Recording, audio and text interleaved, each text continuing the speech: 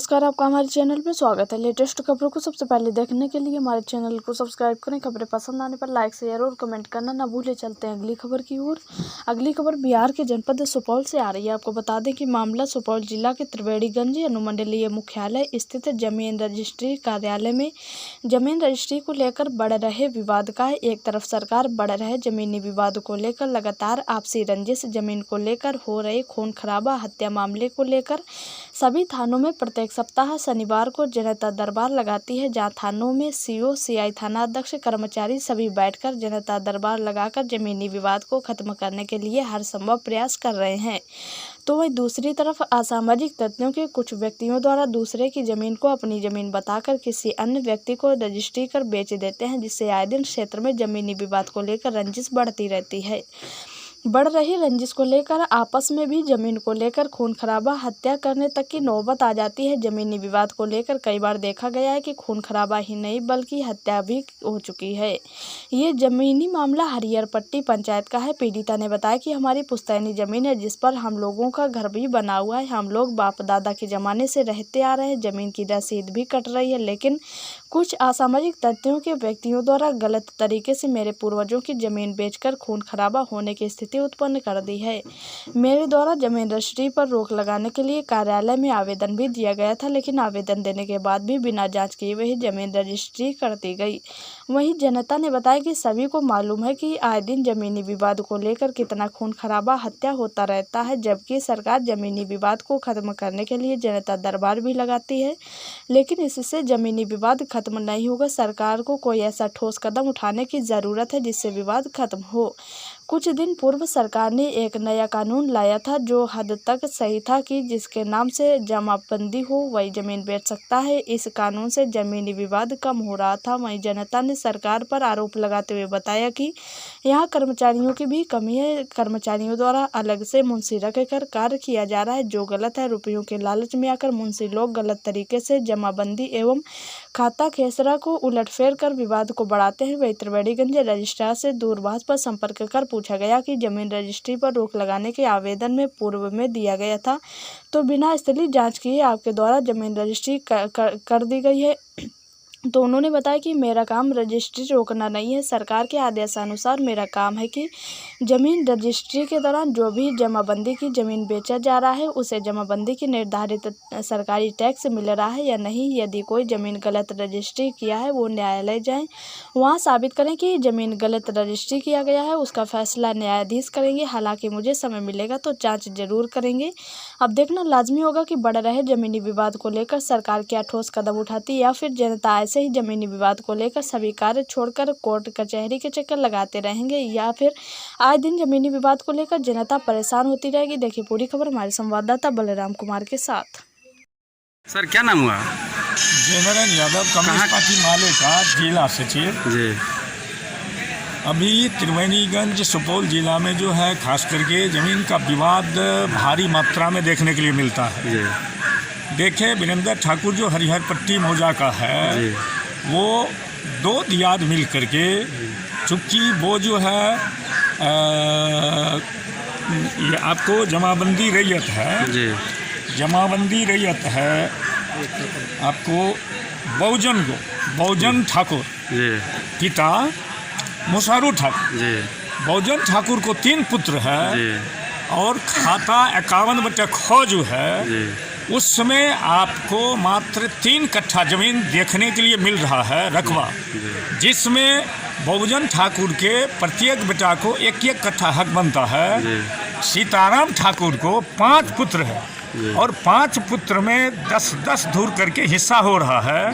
2 पुत्र मिल करके 4 कट्ठा ज़मीन खाता नंबर 51/ख से बिक्री करने का जो काम किया है, बुझिए जो सरजमीन पर खून खच्चर करने की बात करेंगे। और रजिस्ट्रार को रजिस्ट्री होने से पहले ये वीरेंद्र ठाकुर जो है आवेदन दिए कि इसमें हम लोगों का 2 फरीक का, बहुजन ठाकुर के 2 पुत्र के औलादों का घर बना हुआ है। इस ज़मीन को जांच किए बगैर आप कवाला नहीं कीजिए।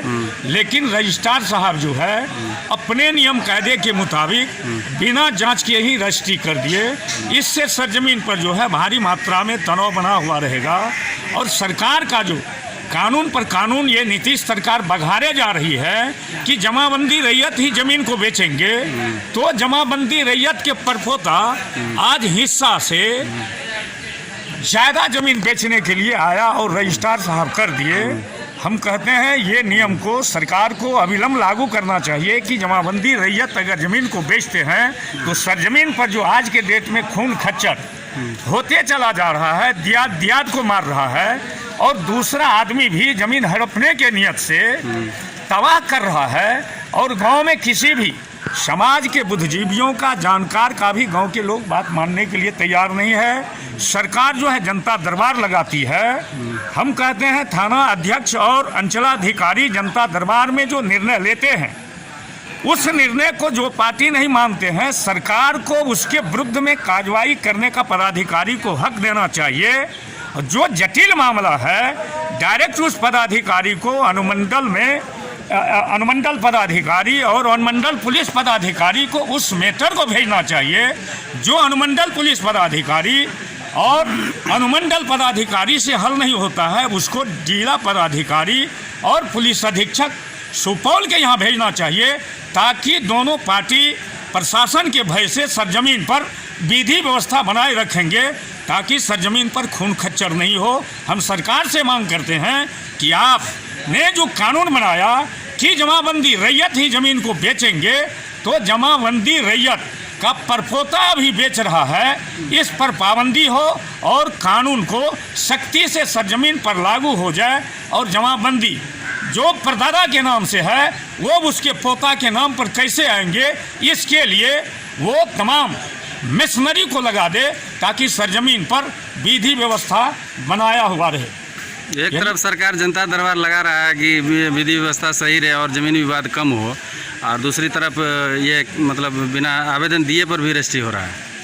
देखिए, अभी सरकार का जो नियम है जनता दरबार लगा देते हैं, लेकिन जनता दरबार में आने के बाद भी एक पक्ष का मन बढ़ जाता है, दूसरे पक्ष का मन डाउन रहता है। जनता दरबार से दोनों पक्ष का मन ठंडा होके कैसे जाएगा, और नियम कायदे के मुताबिक, कागज़ के मुताबिक ज़मीन पर वो कैसे रहेंगे, इसके लिए मिशनरी को ठोस कदम उठाना चाहिए, ताकि सरजमीन पर विधि व्यवस्था बना हुआ रहे। देखें, हम यहाँ बघला में खून खच्चर हो गया, सारा पंच जो है निर्णय कर दिया था कि जब तक आप लोगों को जजमेंट लिख करके नहीं दिया जाता है, तब तक यथास्थिति बना करके रखेंगे।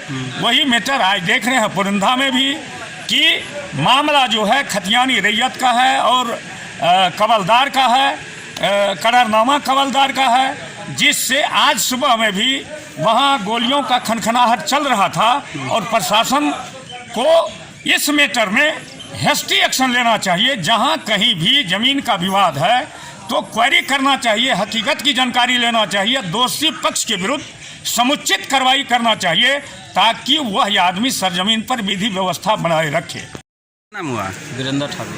कहाँ घर है? हरियर पट्टी, वार्ड नंबर 7। क्या मामला है, क्या दिक्कत है? मामला है, हमारे परदादा के नाम से ज़मीन था, हाँ। वो पड़ोसिया उसको लिख रहा है जोगिंदर ठाकुर, क्योंकि उसको हिस्सा मिल चुका है उसके बदले में। तो हम आवेदन लगाए, और उसके आवेदन कहाँ लगाए?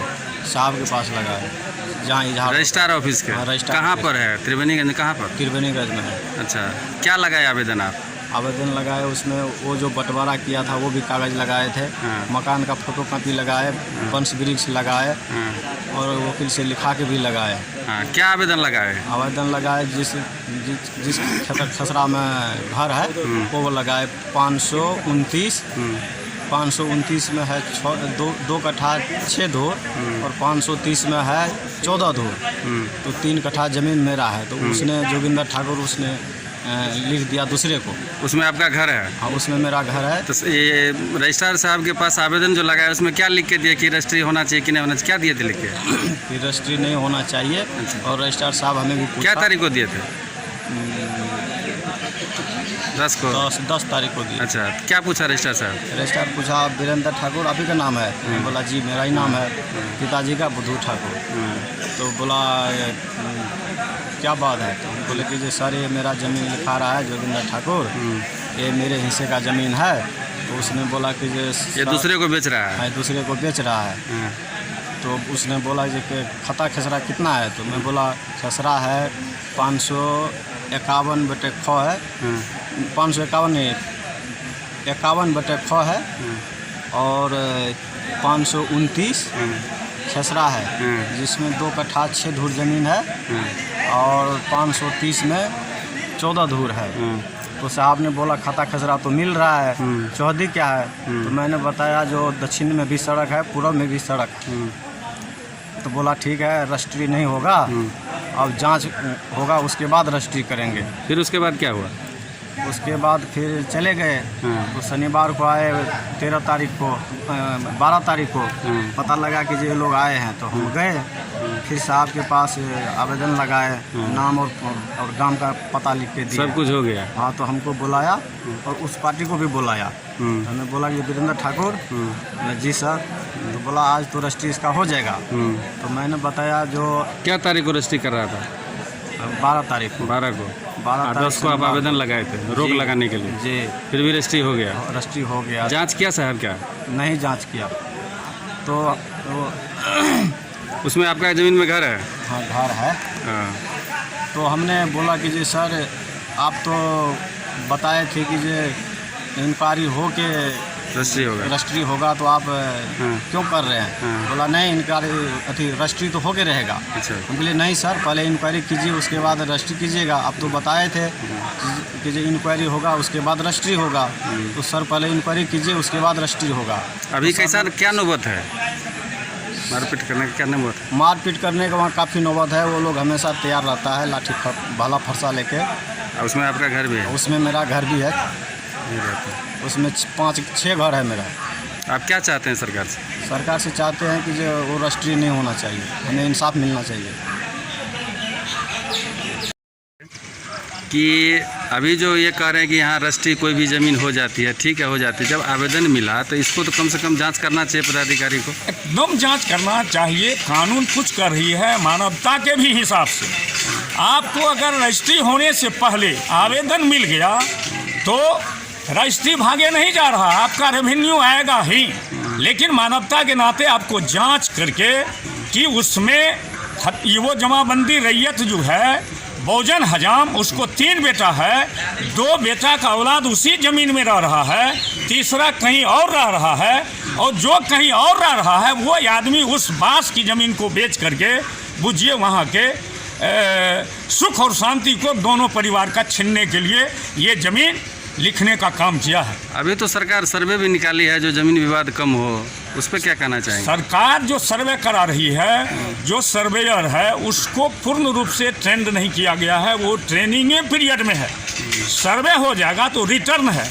अभी हम देख रहे हैं कि कबाला ले लिया, 5 खसरा दे दिया और 100 मोटो करके 5 बीघा लिख दिया।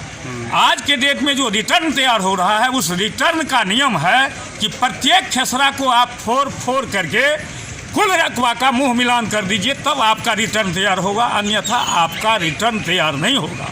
इसके लिए भी कर्मचारी सीओ त्रिवेणीगंज में जैसा ये अंचल है, ऐसे अंचल में 2 सीओ की आवश्यकता है, 20 कर्मचारी की आवश्यकता है, 2 सीए की आवश्यकता है, तब जमीन का विवाद कम होगा।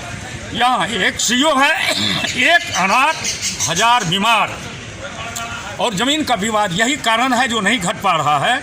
कहीं जमाबंदी में रक्षा सुरक्षा करने वाला कोई भी कर्मचारी नहीं है। चूँकि इतना कमी है कर्मचारियों की, राजस्व कर्मचारी की, जो भरपाई नहीं करता है। एक कर्मचारी के पास 5 मौजा है, 6 मौजा है, प्रत्येक मौजा में 1 मुंशी रखता है कागज़ का रखरखाव करने के लिए, देख रेख करने के लिए।